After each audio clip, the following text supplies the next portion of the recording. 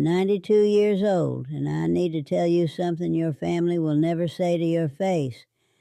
You are going to end up alone.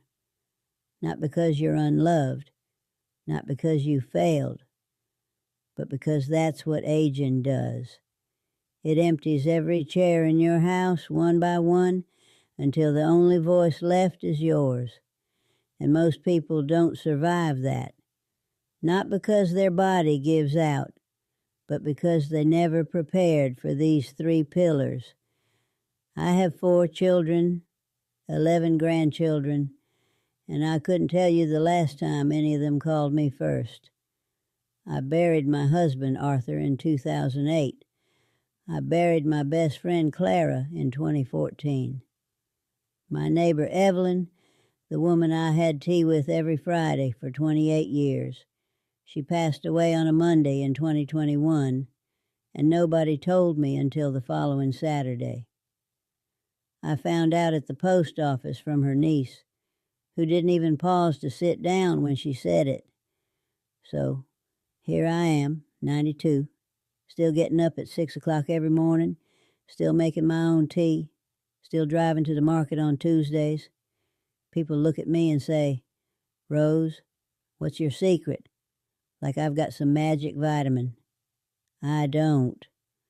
What I've got is something most people don't want to hear, which is exactly why I'm going to say it. After 70, and I mean really after 70, not the early part where your knees still work and your phone still rings. Your only reliable support is not your family. It's not your friends. It's not your church or the government.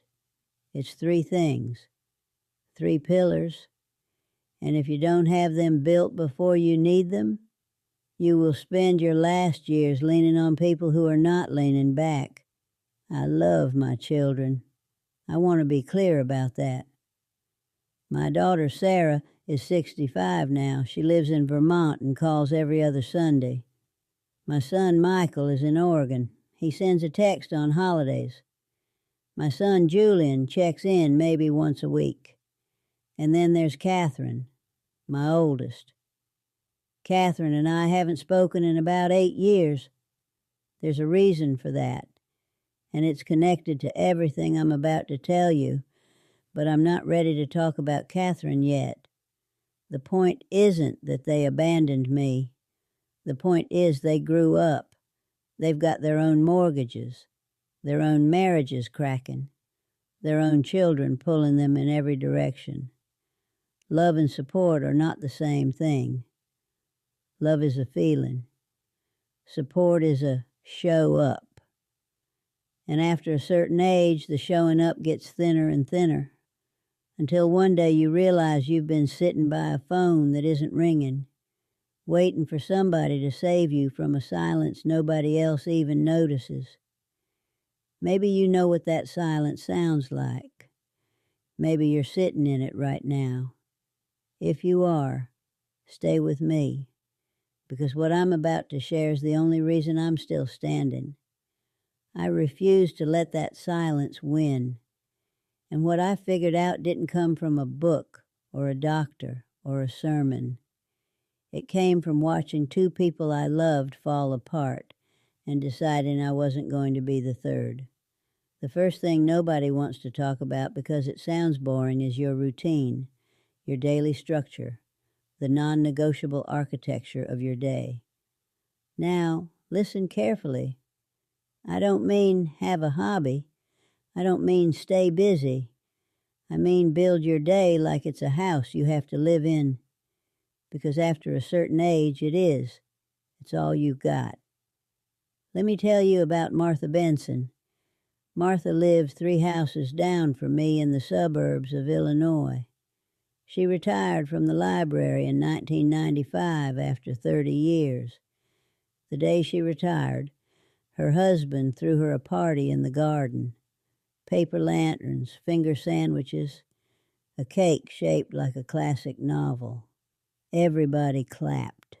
Everybody said, "You earned this, Martha." 6 months later, she couldn't get out of bed before noon. not because she was sick, but because she had no reason to. Her husband, George, had his golf, his lodge meetings, his brother in Chicago. Martha had nothing. No schedule, no structure, no reason to put on her shoes. By 1999, she was drinking sherry before lunch. By 2002, George had retreated into his workshop. By 2004, she had gained 60 pounds and hadn't left the house in a month. She died in 2006, a stroke, sitting in a chair that had a permanent indent in the shape of her spirit. She was 73, and I'll tell you what killed Martha Benson. It wasn't high blood pressure. It was emptiness. A woman who built her entire identity around her role, and when the role ended, she had no floor. I watched Martha disappear into herself, and I made a promise at her funeral that I would not follow her. When Arthur died and the silence hit me, and it hits you like weather, like a pressure change in the room that never corrects, I sat down at my kitchen table with a notepad and wrote out my day. 6 o'clock, wake up. 6:15, tea. 6:40, walk to the park, gate and back. 7:30, breakfast, 1 poached egg, fruit, a piece of rye. 8:30, read the news. 10 o'clock, housekeeping. I wrote it like a shift schedule because that's exactly what it is. You're clocking in for the job of staying alive. And if you don't treat it seriously, the days will eat you. They will swallow you whole, and nobody will notice until it's too late. That routine has kept me upright for 18 years. Not family, not friends. The routine. It's the first pillar, and it's the one everybody ignores until they're already falling. But routine alone isn't enough, and I know that because of what happened to the strongest woman I ever knew. Her name was Beatrice Vance, and what she lost wasn't her schedule. It was something worse, something I didn't fully understand until years after she was gone. Beatrice was a retired administrator, sharp mind, sharp tongue, sharp dresser. She wore silk scarves to the mailbox every single day. Silk, that's who Beatrice was. A woman who refused to let the world see her as anything less than put together. Her husband left her in the late 80s with almost nothing. She raised 3 kids on a modest salary and never complained. But she never saved. Not because she was careless, but because there was nothing left. Every dollar went into those children's piano lessons, summer camps, university fees, dental work. Here's what nobody tells you about needing money from your kids. The money comes with a leash. It comes with opinions. It comes with, well, Mom, if we're paying for your health care, maybe you should move closer. It comes with conversations about your house, your car, your independence. Conversations you didn't invite and can't stop. The moment you become financially dependent on your children, you stop being their parent. You stop being their project. Beatrice hit 79, needed a major surgery she couldn't afford. Her daughter, a lawyer in the city, paid for it. And I'm telling you, that surgery was the beginning of the end of everything she was. Once the daughter paid for it, she started asking questions. How much is your heating bill? Why are you still paying for that landline? Do you really need this whole house? Within 2 years, they moved her into an assisted living facility. Nice place, sure, clean, safe. But Beatrice didn't choose it. Her daughter chose it. I visited her 4 months after she moved in, and she was sitting by the window in a housecoat, no silk scarf. I asked where it was, and she looked right through me and said, I don't know who I'd be wearing it for.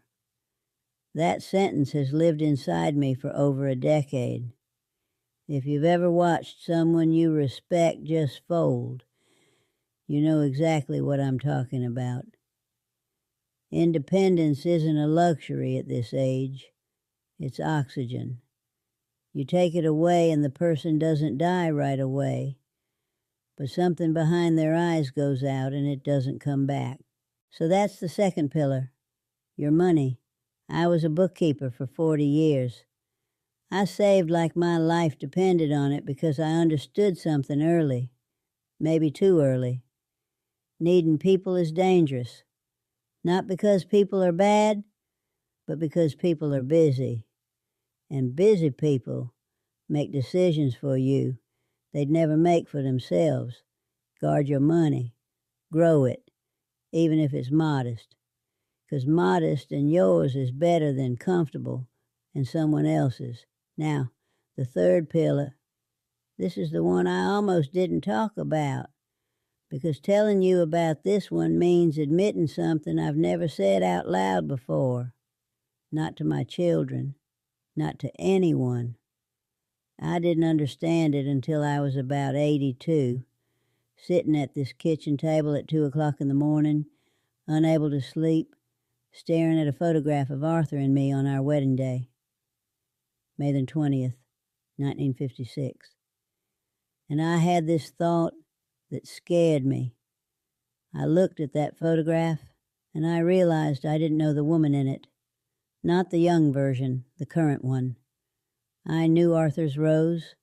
I knew the office Rose. I knew the mom Rose. No, just Rose. The woman sitting alone at that table in the middle of the night, I had no idea who she was. The third pillar is your relationship with yourself. I know that sounds like a line from a card, but stay with me, because this is where the real thing is.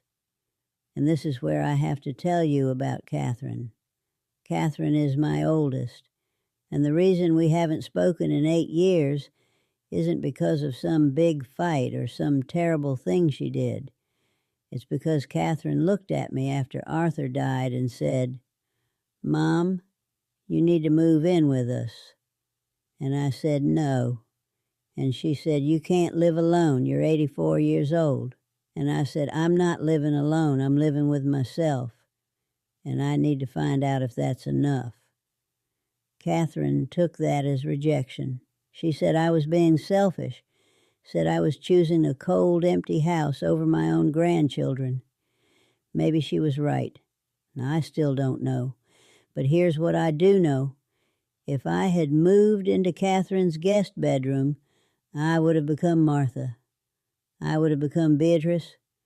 I would have handed my days to somebody else and waited for them to tell me when to eat, when to sleep, when I was allowed to feel useful. And I watched what that did to people I loved. And I could not, I would not let it happen to me. So I stayed. And the cost of staying was Catherine. That's the thing nobody warns you about with this third pillar. It doesn't just ask you to know yourself. It asks you to choose yourself. And sometimes the people you love the most will punish you for it. When you're young, you're surrounded. Colleagues, neighbors, your husband, your kids screaming in the next room. You're never alone. And because you're never alone, you never learn how to be with yourself. You never sit in a quiet room and find out if you can stand the person sitting there. Then you hit 80, 85, and one by one, every chair in your life empties. Arthur's chair, Clara's chair, Evelyn's chair. Suddenly, you're in that quiet room, whether you like it or not. And if you don't know who you are, not who you were to your husband, not mom or grandma, but who you are, you will fall apart. I've seen people survive wars and not survive their own retirement. Not because they were weak, but because they never built the one relationship that doesn't leave. Practically, here's what I mean. I talk to myself out loud every morning. I say, "Good morning, Rose." I don't care how that sounds. Some days I'm the only one who's going to say it. I read books and decide what I think about them. Not what Arthur would have thought. Not what my daughter thinks, but what I think. I sit on my porch, watch the street, and I don't reach for the phone, because the phone is just a way of asking other people to fill a silence you should be learning to sit inside of. The loneliest people I've known were not the ones who were alone. They were the ones surrounded by people and still invisible because they never figured out how to be enough for themselves. They outsourced their peace to a spouse, to children, to a group. And when those people drifted, as people do, as people must, there was nothing left, just a body in a chair and a silence that sounds like a verdict. Don't let that be you. Build the routine. It'll carry you when motivation won't. Protect your money, even a little, even just enough to say, I can handle this myself, and sit with yourself. Learn your own name again. Not the name people call you, the one underneath. People will love you and still not show up. Not because they're bad, but because they're human. And human beings have limits. Your routine doesn't have limits. Your savings account doesn't get tired. And your relationship with yourself doesn't move to Vermont. Julian called last Wednesday, said he's bringing his daughter to visit next month. She's 20 now. I haven't seen her in years. I don't even know what she looks like anymore. But I'll be here. Same kitchen, same chair, same tea. And when she walks through that door, she won't find a woman who's been waiting to be rescued. She'll find a woman who's been living. Catherine still hasn't called. I don't think she will. No, tomorrow morning, I'll be right here. 6 o'clock. Tea in my hand, saying good morning to the only person who never left.